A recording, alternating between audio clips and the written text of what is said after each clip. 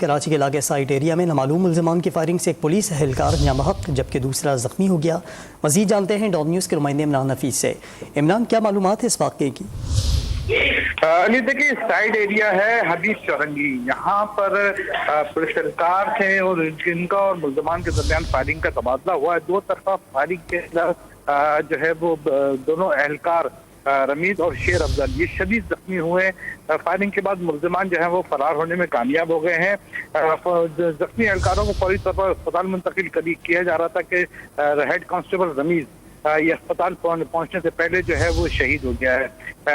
واقعے کی اطلاع ملنے کے اوپر ایس ایس پی کیماڑی فدا حسین جانوری اور دیگر افسران جو ہے وہ موقع پر پہنچ گئے ہیں۔ کرائم سین یونٹ کو وہاں پر طلب کر لیا ہے۔ وہ جائے وہ خواہ سے جو ملزمان کی پستول سے چلائی ہوئی گولیاں ہیں ان کے خول بھی جو ہیں وہ اکٹھے کی جا رہے ہیں اور عینی شاہدین جو وہاں پر ہیں ان سے بھی معلومات کے علاوہ سی سی ٹی وی فوٹیج ہے ان کے فوٹیج بھی حاصل کرنے کی کوشش کی جا رہی ہے۔ جی علی عمران، بہت شکریہ آپ کا۔